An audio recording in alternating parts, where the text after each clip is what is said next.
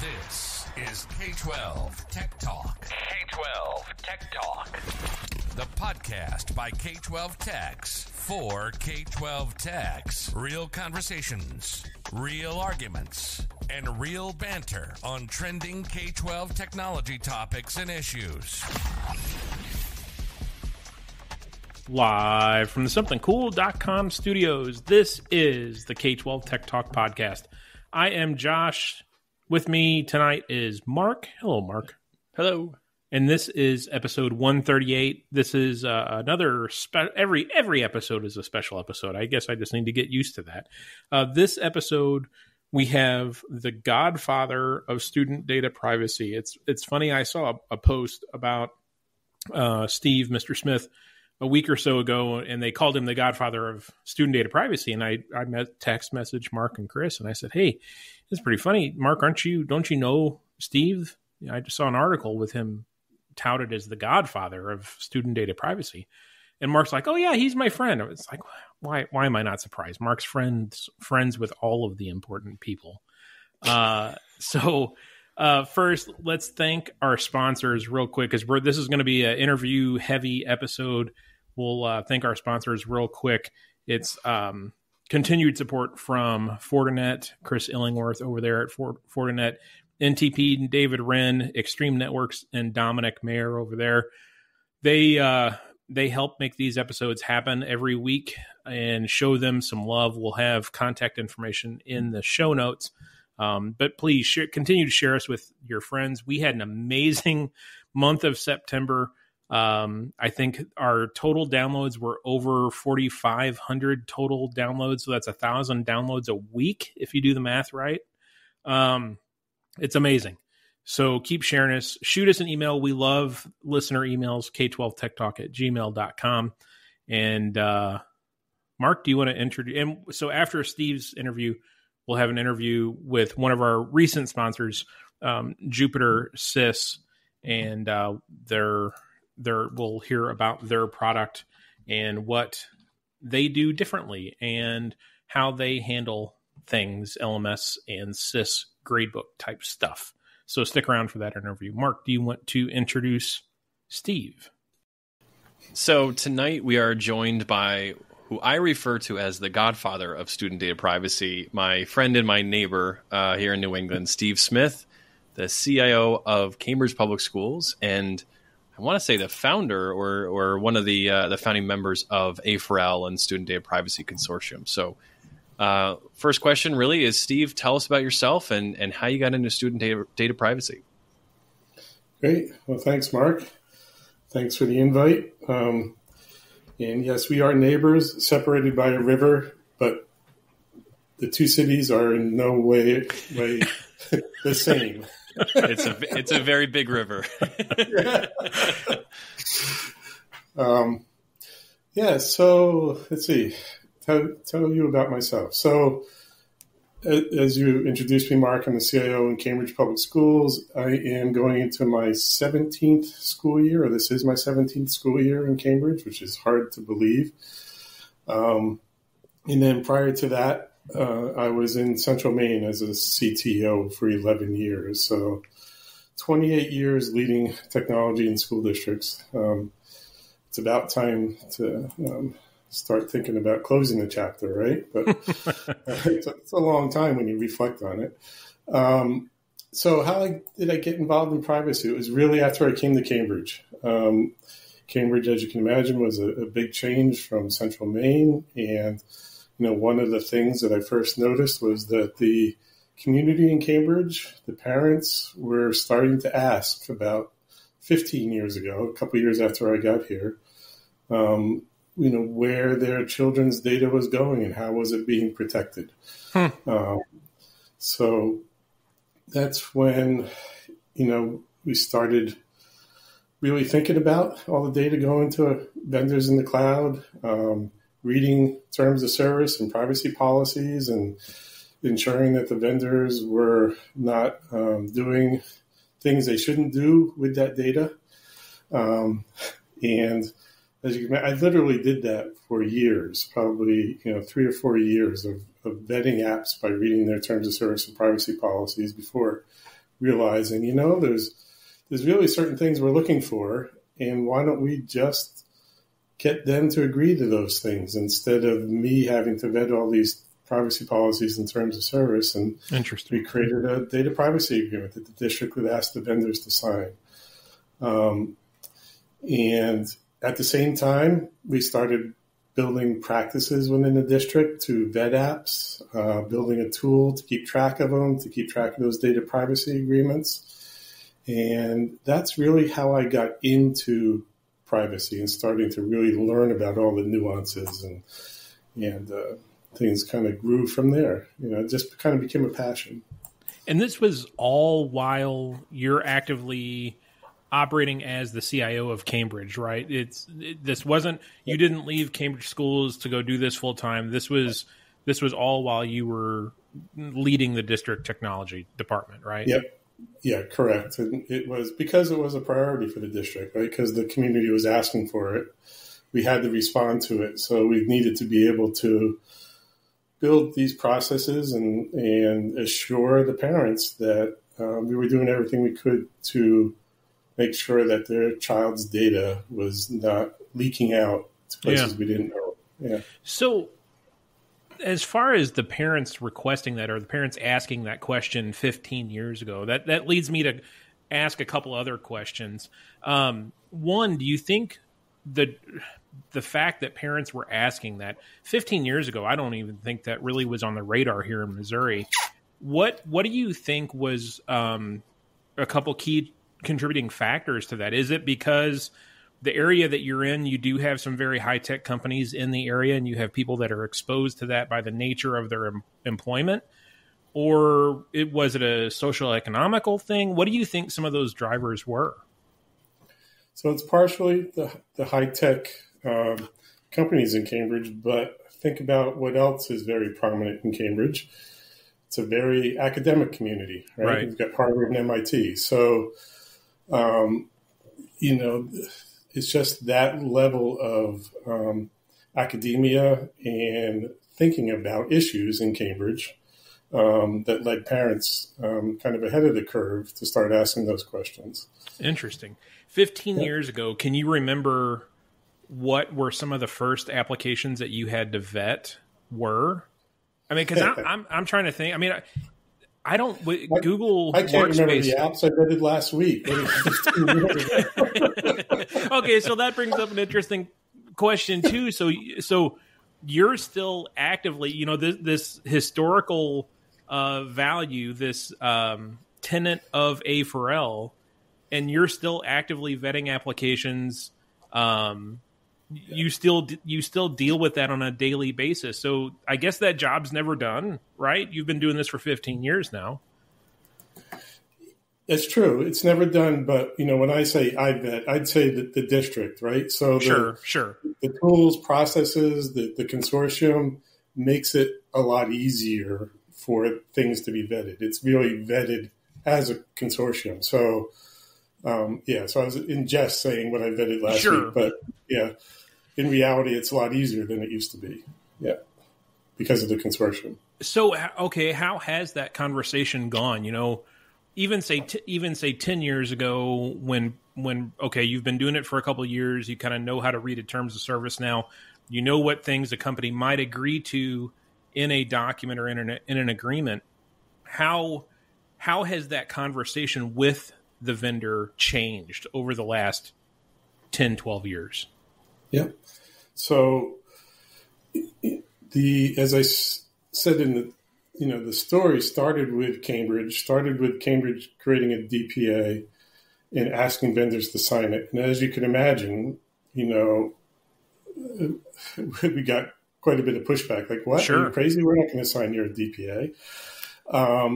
And I remember a conversation in Cambridge where someone said, when we were just talking about this issue, they said, this is never going to change until the market changes or there's some pressure put on ed tech vendors. And that's kind of when the light went on. And I thought, well, why don't we just get together with a bunch of other districts? And good old Mark on the call here was the first person I approached. And it took, I don't know if you remember, Mark, but I know it took months, maybe 6 months for your legal team to vet the DPA and originally agree to use the same language, right? So Mark and I were the first two districts to get together to say, yeah, this makes sense. Let's use this common language. And then we invited other districts across the state to join in and created the Massachusetts Alliance. So, thanks to Mark, because it really does take a couple leading districts to just step up and say, yeah, we're going to do this. And lots of times, other districts follow. Sure. So. Well, I at the time, our legal office was, they were overwhelmed. And in our district, we have a full-time legal team, and they're completely swamped with everything. And I think it was probably the 6th or 7th one where I said, that thing I've been telling you about? Like, we could just all agree on the same language, and the guys across the river are doing this. And it took, exhaustion to kind of get the legal team to say, you know what, maybe there is value in having just a standard agreement from vendor to vendor.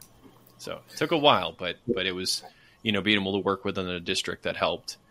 And I will say Steve took it way farther than we ever could have within our district. And it wasn't until the momentum that Steve got with the other districts in Massachusetts that our district really, really got behind this and said, okay, this is really getting a lot easier because there's huge momentum in our state. So at the point where you get an entire state, Massachusetts, on board with this and using the same language, using the same DPA, at what point did it kind of take off and start to become a national trend? Who were was it kind of the East Coast guys? I know New Hampshire is big into security and data privacy. Did they jump on early? Who were your, I guess, next hops in that agreement? Yep. So, kind of in between the next hop, right? When Massachusetts was up and running, we called it the Massachusetts Student Privacy Alliance.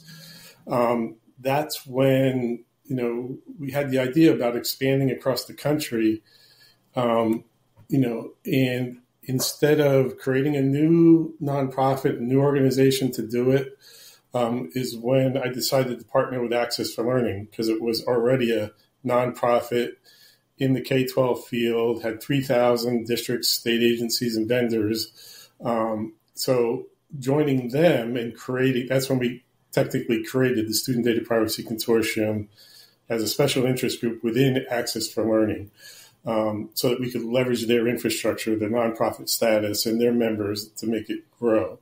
And the next state was actually all the way on the other side of the country, was California. It was the next big one to jump on. And it was an individual, Stephen Carr was his name, in Ventura County, who at that time was president of was now called SITE. It was a different name back then, but their ISD chapter, for the state. Oh, okay. So they were the next big state. And of course they have, stronger student data privacy laws in California than we do here. In fact, we don't really have any in Massachusetts.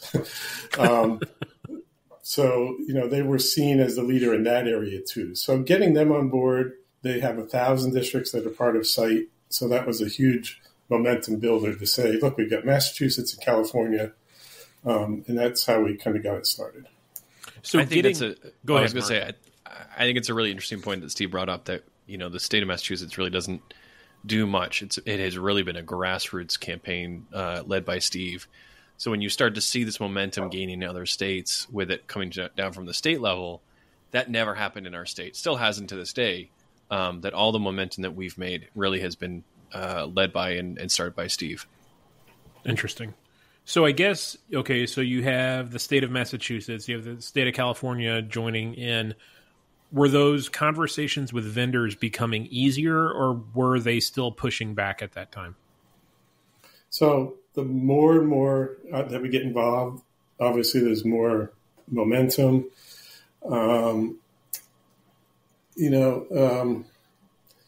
Definitely when California came on, people were starting to hear about the consortium.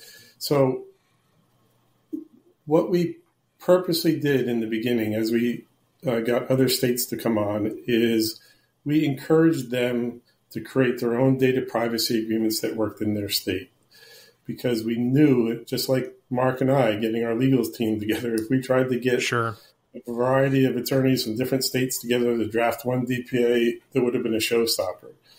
And I say that to answer your question because it was 2 or 3 years in that we had probably about 15 states or so that they all started to realize, look, there's a lot of this language is the same because we're all meeting FERPA.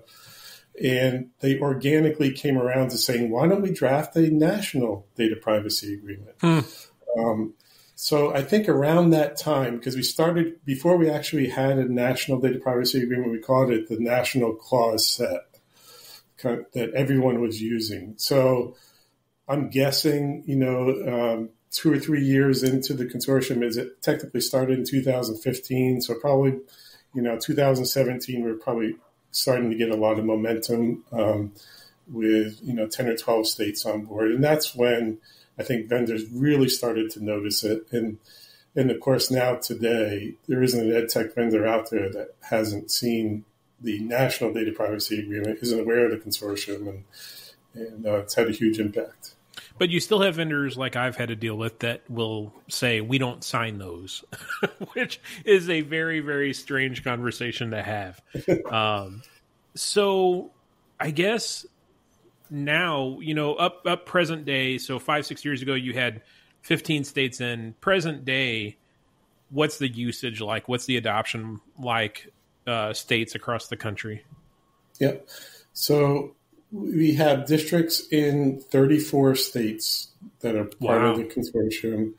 25 of those states have formal alliances, we call them, where the districts have gotten together within a state and are working together using a common DPA. So there's a few states that just have districts that are participating kind of on their own. We help them try to form that alliance because, as you know, every state is different. What works in one state doesn't necessarily work in another state. Missouri has MORnet that took the lead. There's lots of states have some type of a CTO, CIO organization that takes the lead. Yeah. But there are states that don't have that are just looking for the one district to lead it and things like that. And we just help support. We don't push anything down on a state or districts. We just kind of provide the resources and tell them what's working in other states, and they figure out the best way to get it going in their state. Mark, do you have any questions? No, I think over the last few years we've had, obviously there's been a monumental shift in the use of ed tech products with COVID. How have you seen COVID change that conversation, either improve it, either hurt it? What are some of the things that you've seen in the last 3 years? Well, the biggest change, like you said, is the increased use of apps, the increased awareness, mostly coming again from parents that are that did see their kids online all the time. So there was more concern. So they started asking the districts. There hasn't been a huge change in the practice because of COVID. It's more been in the numbers, right? The number of districts that are starting to pay attention. There's still a huge continuum of privacy awareness across the country because I travel, to all the states talking about privacy. And, there are still many small districts that aren't thinking about it. They're just lucky to have somebody that'll fix their PCs and, are happy that teachers are using apps versus the opposite extreme, that are vetting everything and have a very tight environment. So, the biggest impact of COVID is really the volumes, building some more awareness, and getting more districts to pay attention. As far as vendors, there certainly was because of that heightened awareness. There were some things in the news. You've got vendors like Zoom that weren't traditionally in education that got some pushback and had to do some tweaking. So there certainly was some impact on vendors to make sure they're adhering to their obligations. So I guess that was the biggest impact of COVID. Steve, what assistance or changes would from the federal level, changes at the federal level law-wise, would assist in this? What needs to be strengthened up from a student data privacy standpoint at the federal level or even a state level, if there's state legislators listening?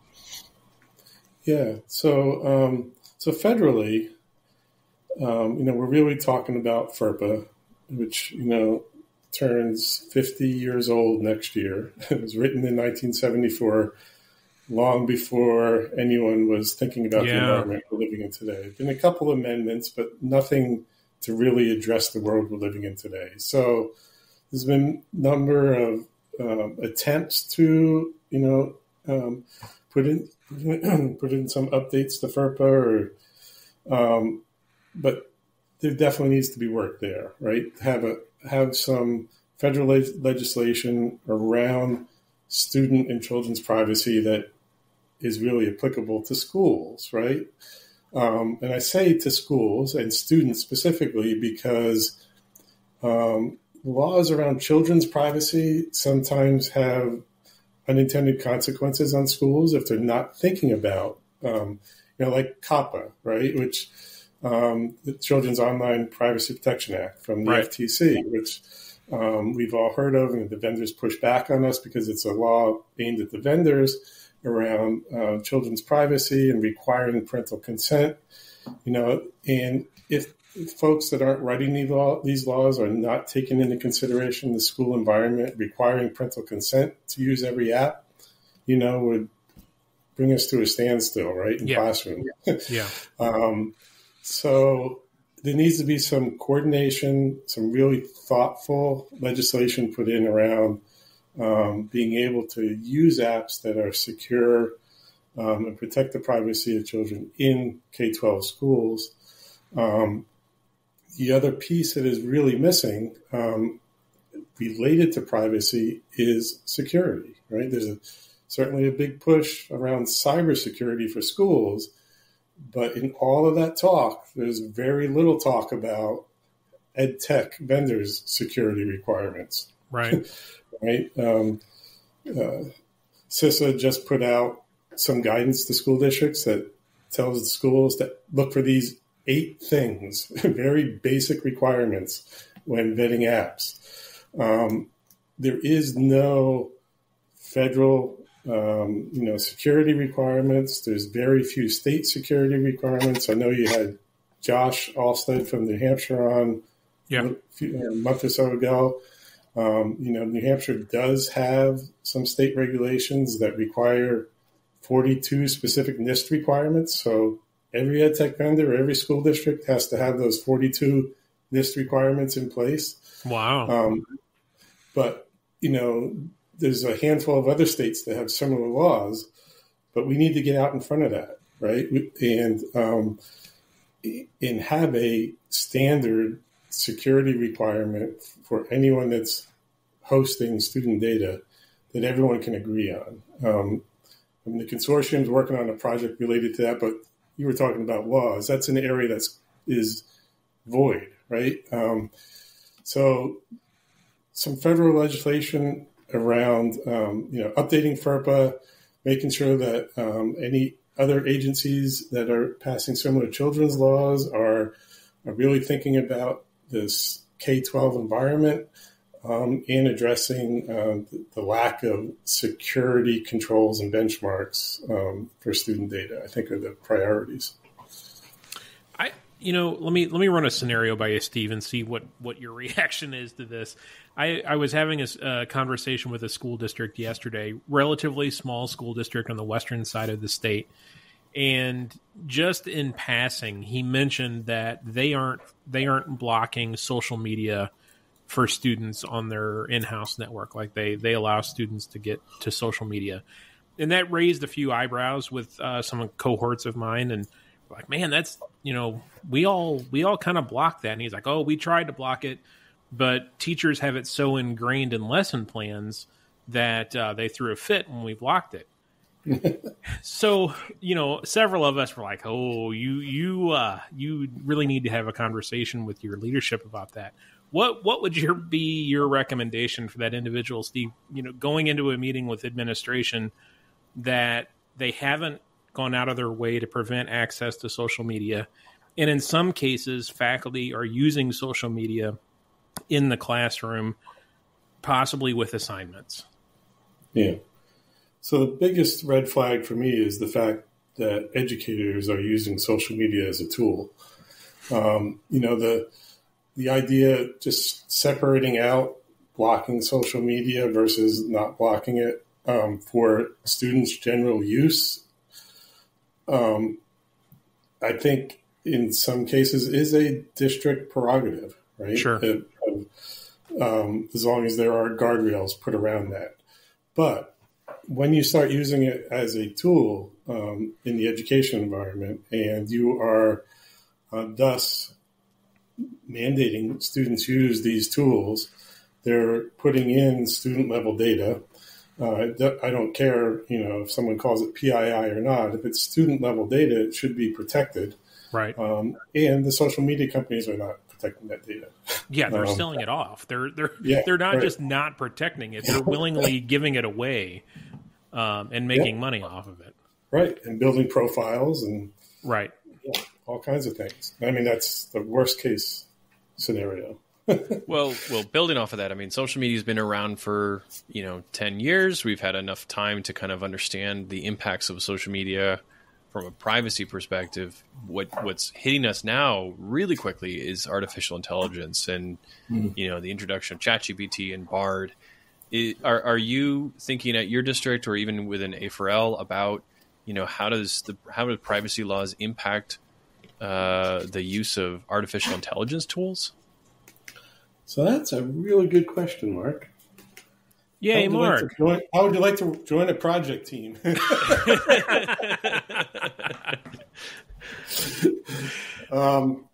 So at our district level, our conversations are still kind of exploratory. We're not taking a knee-jerk reaction. We're not, saying you can't use it. We're really just kind of exploring what are the positive uses of AI. Yeah. But I think from a privacy perspective, the conversations we've been having in the consortium haven't been too deep yet. But when we do talk about it, it really comes down to, is the AI, what is it doing with student data, right? I mean, there's plenty of AI that students are just using to create things, to do research, to do some of the work and stuff. But if the AI is taking in student information and then reusing it in its large language model or whatever, then we've got an issue, right? So it's the consumption of student information via AI that does create privacy issues versus just students using AI, if that makes sense. Yeah. So the issue isn't as much kids going to ChatGPT or Bard and asking a question. It's if they're actively feeding in information into Bard or ChatGPT, name your flavor, to teach it something, and then that data to be reused elsewhere is the concern. Yeah, I had that conversation with actually a colleague today where she's like, well, what are we going to do? Are we going to block it or not? I say, it's not about blocking it. It's about, you got to think about these generative AI tools as a guy on the street, and you're asking him a question, he's going to answer that question, and he's going to take that conversation he just had with you to inform the next conversation. So that should be, what's governing our conversation. But how to build that into a state or a federal level guidance or policy is, because these guys work so fast at developing policies. And they understand the technology, right? Yeah. So to kind of wrap things up, we've been talking to you for a little bit. We've got a lot of folks that are listening that are K-12 tech directors and district CIOs. What are some practical tips that you can give to folks if you are maybe in a state that does not have strong privacy laws, or you're just trying to get your feet wet into this topic? Yeah. So first of all, you're not alone, right? Don't try to tackle it on your own, because you'll just get overwhelmed. So I guess the first thing to do is, look for your peers, look for somebody else that you could reach out to that might be a little further ahead of you. Not to mention the consortium, but just realize you're not alone. one thing that has always helped me in dealing with it in my own district was this kind of idea of picturing your own ecosystem and the fact that, you are the gatekeeper for that, and you need to, it might sound funny, but I actually kind of visualize this in my head, right? The ecosystem we've built over the last 17 years in Cambridge, where is the data going that's living in that ecosystem? And every place that it is going, do we have it protected, either technically or from a legal privacy perspective? And keeping in mind that those ed tech vendors is part of that, and you have an obligation. You can't technically be sharing that data with those ed tech vendors without some protections in place and data privacy agreements and things like that. So that's one thing for just somebody that's newly thinking about privacy. I mentioned doing a lot of presentations. There's one that I just call Privacy 101, and it's just laying out what a tech director or a school district's obligation is to protect student data. And if they hadn't been thinking about it, I can't tell you how many times I've seen their eyes just widen in the room and they look at each other like, oh my God, I hadn't thought about that, Yeah. So having that, and then, like I said, looking for other people that are doing it, other resources, reach out to the consortium. But one thing that's very important, that is probably one of the hardest things to do as a CIO or a leader in your district, is if you haven't been having any conversations about student data privacy, is building the awareness amongst the staff about why that is important. And I don't have any shortcuts to do that. It's, every district is different. It takes time. In Cambridge, I think it took 3 or 4 years of constant messaging, 15 years ago about why this is important. But eventually you get over the hurdle. And once you have staff realizing why it's important to only be using apps that, you've vetted, you're halfway there. And then there's tools and things to do it. So, and reach out to the consortium, the SDPC. I would have to say that getting started is difficult, because especially if you're coming in a district where it's kind of been the Wild West and no one has tried to wrap their hands around that process, and telling a faculty member, no, you just can't go find a willy-nilly website and have kids log into it and then grant drive access. That can create some hard feelings. I think what's going to play in the favor of tech directors coming up here in the next month is that Google third-party app vetting process that they're turning on for people under the age of 18. Excuse me. I've kind of taken the stance now that the only apps that we've approved are apps that we have DPAs for with the state. And going forward, if an app needs to be approved, that's fine. We'll have that conversation. We'll approve the app, but only once they've signed the DPA. And I think that's an easy way to kind of dip your toe if you're looking to get started in this. That's an easy carrot stick kind of method, is to hold fast on that. So we'll see how far that gets me at my district. Well, was that an easy or a hard conversation for you, Steve? Originally? Well, the Google Apps permissions. Oh, it was easy for us because we already had vetted all those apps, right? And we were using a security wrapper around our domain that was already only allowing the apps that we had DPAs with. So got it. We just had to then look at the Google list and align it. That's all. But, that's all. That's all. Yeah. That's all. So. Cool. But the other cool. Sounds easy. The other thing I want to add is that it's a multi-year process, right? I mean, sure. You said it, Josh. It's hard and overwhelming at first, but you don't have to do it all in 1 year. I mean, take 3-4 years to get there, and just do the apps that you need to at first. And there will be some that maybe you can't get a DPA for right away, but you've been using it for a couple of years. You might have to ease out of it, but you can't just turn things off and stop. Okay. And however, our friend Pate would say, just block it. That's just funny that comes up. And I think those conversations are easier to have with vendors that you're paying. especially when it comes time for contract renewal or contract negotiations. Like, look, you're going to sign this DPA or we're not renewing the contract. We've had to have a few of those conversations at my district. So there are ways to kind of get to get your point across a little bit more effectively. Yep. Well, thank you so much for coming on, Steve. This has been awesome. And I am in awe of everything you've done across the river. I wish I could just have a fraction of what you've accomplished in Cambridge in my district. So thank you so much for leading charge, both in Massachusetts as well as in the entire nation. Well, thank you, Mark. But I wouldn't want your job either. So.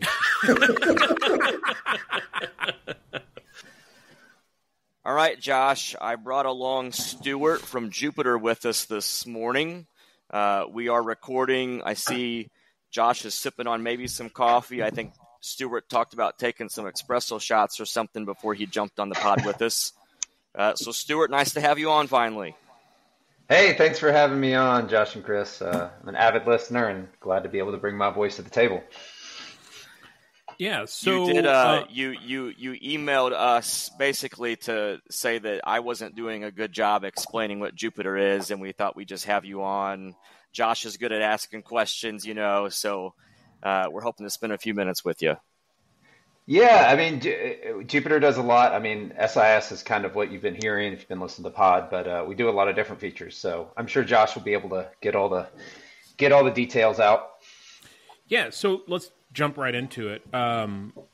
We've talked about SIS and that Jupiter is a student information system, but what else does Jupiter do or can Jupiter do that we might not be thinking about? So, you hear the term one-stop solution a lot in ed tech. So I'm not going to go down that road again. But some of the features that we offer in addition to Assist, obviously we have the online gradebook, which I feel like with a lot of other providers is just kind of glossed over. Like you get your SIS and the gradebook comes with it. We're a little different from other companies because we started as an online gradebook. If you remember back when InGrade was like the only option out there, we were actually the first online gradebook that was around. So we started in the gradebook space, and that was 18 years ago when we started that. And since then, we have added a full function SIS, like you've talked about. But I think one of the important things to note is that we've had the same development team for 18 years. So we've had the same developer. So when you're in our system, I mean, when you're in one part of a system and you go somewhere else and you're like, oh, there's an API and an acquisition involved here. Like this looks and feels different. And then when the data flows to the other part of the system, it doesn't look the same. But, we've had the same team, so everything looks and feels the same. In addition to the gradebook, we have a messaging platform, which is something that also is typically a standalone product that people have, and that supports email, app communication, obviously text messages. We don't do robocalls, so I want to be clear on that. It is 2023. I know some people want robocalls. That's just not the direction that we're going. In addition to that, we have, I guess, what an LMS. LMS is kind of a hard thing to pin down in 2023. Our LMS is full featured, but it's teacher-centered. It's not for you get a bunch of curriculum, you buy curriculum, and you dump it in there. We've explored Common Cartridge. There's a lot of different standards in place, but it's a teacher-centered learning management system as opposed to just a vessel for content to be placed into. So I'm going to tell you that's the feel. Yeah, and so attempting without clearly web-based, right? Getting emotional. So today, this isn't going to be an application that gets installed or anything that has been like going that, on right? It's since web-based application. 2018, and we migrated from IRC. If a school doesn't want to, so today I messaged Chris because we have a couple of bots in it that you can do hosting like at a school site versus hosting in the cloud with you guys. Can you tell us? This morning I messaged Chris and like, hey, we need to make. We're 100% cloud-based. Always have been. So we don't have any local hosting available. That so he has a little bit of a difference. Over the last we have a lot of 4 or security 5 protocols years. in place. I mean, So we did that sort today, of our, and it was absolutely hilarious Rackspace because we would and do things like that, but it's all cloud-based. So we don't have and it would come back with which a is quote. again a difference. Yeah, and that can be good or bad depending on. I've always said you shouldn't sleep around at the office because it makes things difficult. I think a lot of places are moving going more towards the thought process of let's less for me to worry about protecting on my network. Let's let that. Do we need to from a backup? Do you think the transition from Jupiter from Steve to Jupiter is fine? Someone else's. So yeah, that is interesting. You guys are 100% cloud-based. So that's one. What about parent? You mentioned messaging. What about now parent portal or parent access? How does a parent do you want to do a special intro Jupiter to get and I'm trying to check attendance? You want to record it and send it to me, or no? Yes, we have a single web portal. Do it. So let's for just each kind of student, there can be up to 99 parents and contacts. So if you want the whole aunts, grandmas, brother-in-laws, everybody to have access, I don't think it gets the normal so they have separate logins which are available. One thing to note is we do have automatic translation of those. So if a parent chooses to have it translated to anything that Google Translate supports, it's going to translate the entire parent login. It's going to translate any messages There's no better way that you to send, as well as any reports. You have that option to translate. This is an unfortunate. So that's a part of it, and it can't. That information can be imported if you have like the ISO code. Somebody that's been on the podcast a couple if you times. Want to import that in, so you can tag that on the we front consider end, or friends. Just send it out in English, and then hope they can navigate to figure out how to translate it. And so on that login, I mean, Mark has taken it upon himself. Single login, thankfully, that can be via the I app, couldn't do it via tablet, to whatever, create a highlight reel of our interviews. And on that, so you have one screen that we call like a to-do screen, which is a little bit different. Pate's been on with us a couple different times. He always had pearls of wisdom a giant list of in his own way, assignments, everything rather inappropriate at times. Like I just shared a story with Mark. So one of the differences we have is a landing page is a to-do screen, which shows all their classes, for a couple of years, shows all their grades in their classes. So if they just want to say, do I have a 90 to get whatever I want to get? And like one of they them can was see you that shouldn't really sleep quickly. around in the office. We're going to list things the difficult. next 3 upcoming assignments. That's a reason as the learning management system. And if they have that would come out of 10 assignments when you that least are missing, expected it, we're only going to put one of them on their to-do screen. Because the rationale is, but unfortunately, he did pass away yesterday, beginning of October. So that's our main landing screen. Rough way to go the last 2 years.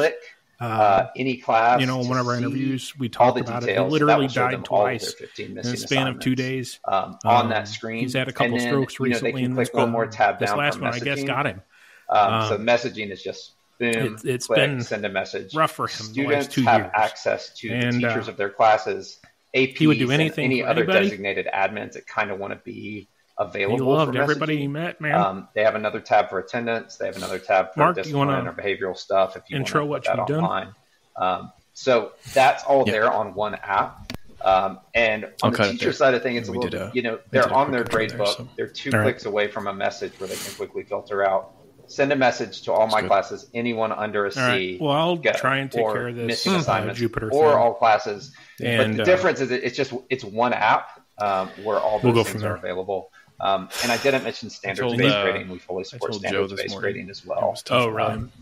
If that's the direction your district's going. Yeah. So as far as interfaces, getting that data or rostering information out, idea. Do you guys support interfaces? I don't know if the news ever hit outside companies like New England, Clever, but there was a baseball player, a pitcher for the Red Sox named Tim Wakefield. So Clever, yes. Yeah. I think one thing that I mentioned to Chris early on. You would have known him when our exports beat are St. very, Louis very, very for the World Series. We don't have dedicated templates. So if you're trying to export we got student news database, late last week that he had brain basically cancer. you have the option. He passed away over the weekend. Students, and then we have every possible data point about that student. Red Sox demographic guy. info. His brother whatever was actually it's another story. It went viral. Define what fields you want. He was a cop for the Red Sox. If you need to find a place to match during another system, when Tim Wakefield was you pitching. can pop it out as a CSV or a TXT. And Tim Wakefield rather has the than same lock you cancer that into this is a Oh, template that we feel like schools were going to use. This has been a hard we just week give you for Andy. complete flexibility. I haven't told him. That's the data you I don't want. have the heart You to can tell kick him it to out. pay You can fast, save it. so. You can push it to make available to different end users depending on their needs. But we have clever integration. I would say I'm going to get off here before it gets messy. You can drop that. You can drop that whenever. I'll speak to that. To that all my export buddies stuff as well, and those reports. I told them I got to was sit recording through at 7 and I had to stop talking to him. a little bit of a demo with Stuart on Jupiter, but then he gave me a demo like a sandbox. So access, I'll get the paid episode going, and we'll get that one going tonight. The ability to work with data whenever the Jupiter stuff. He's not like overstating or overselling that. Like it was very flexible and very easy to like get to the data that you're wanting to get to. It was easy. It wasn't difficult. So if a district was looking at leaving and wanting to convert to a new SIS, what is your implementation timeframe like typically, including training, not nitty-gritty details, but overall big picture, how long does that typically take for you guys? I would say 2 months, maybe a month. A lot of it's the integrity of the data that's leaving your other SIS. Right. I mean, the challenges on any integration is, that flexibility in data. If you can get it out of a CSV, we can make it make sense to get into Jupyter. And that same export capabilities, it's very similar on the import side of things. So I think a month or 2 months. I think one thing that's important that your readers might want to hear is we have a support team that our average reply time on an email is a human will get back to you in an hour and 17 minutes. That's our time frame. We're not going to send you to a community link of let's see what everyone else says to find solutions. You've been there. You're like, great, this is really what I need to see what some other tech in Uzbekistan has found out about how this works. You just want an answer. So I would say a month to 2 months. I mean, a lot of that's going to depend if you are in a panic in late August. Don't do that. That's going to be a hot mess on everybody's side. But yeah, we've had a lot of schools that have made this happen in a month. I mean, I don't know. A lot of this just depends on tech bandwidth in July. Let's be real. It has to do with vacation scheduling. Sure. That is when when a lot of that ends up happening, but it's not a huge, long process to make that happen. And I think, you may have already heard this, but, we don't have all the, one of the things that we don't have is if you're looking for a solution for bus monitoring, don't come to us. So when it says all in one, we don't have that. If you're looking for staff HR, we don't have that. And we try to be really upfront, but what we do, because I think when you think about a SIS or an SMS, a lot of people have a package in their mind of what that is. And I feel like a lot of companies kind of take advantage of that. But we do what we do. We do it really well. And there's some things we don't do. And we're not going to try to do everything in, a piss poor manner. To be honest, sure, we do what we do. Stuart, well. would you speak to and not to box you in on, not to box you in on this answer either, but what targets population school district do you go for, or what's the common customer look like? What does a common customer look like? All right. Well, our smallest school that we support is 3 students in North Dakota. The largest individual school we have is 6,000 students. So we support from the smallest school in the country to the largest individual high school in the country are currently using Jupyter. As far as our typical customer, if you're the superintendent of Kansas City, please call me. But that's not our target at this space. We're looking typically for 500 to probably 10 to 15,000 is typically what we do well for. The scale of access, especially what I was talking about, some of those other features tend to be a problem. But we work with a lot of small districts. We work with a lot of independent parochial schools in the state of Missouri. But we haven't really hit into the district. So if you haven't heard of us, that's because you haven't heard of us, and that's why we're here today. But we can scale pretty easily. And we have districts throughout the Midwest, just not in Missouri. But I know y'all are going for worldwide now. So why am I talking about just Missouri? I know K-12 Tech Talk is going all over now. So if they wanted to get a hold of you, what's the best way to get a hold of you, Stuart? If you don't want to pop my email in the show notes, that's probably the easiest direct link. That will go to an actual email to myself. That's Stuart with a U, .miles@jupitered.com. You can definitely go to our website, which is, just jupitered.com. If you go to jupiter.com, you'll learn all about industrial pipe fittings. Would not recommend. But you can go there, and we have some demos and information there, and you can reach out through sales that way. We keep it kind of personal.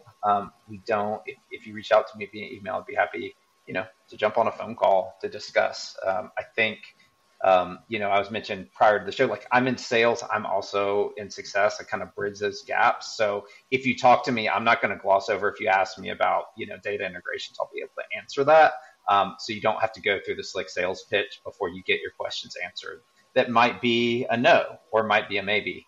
We want to start with the techie questions, and that's why we're here, because we really see the value in K-12 Tech Talk being one of the few places where the techs can see it, as opposed to maybe people higher up in the district who are making those decisions that are down to you, because you see the nitty gritty. Great. All right, cool. Well, thanks for joining us, and hopefully we can drum up some listens for you, or get some people to contact you.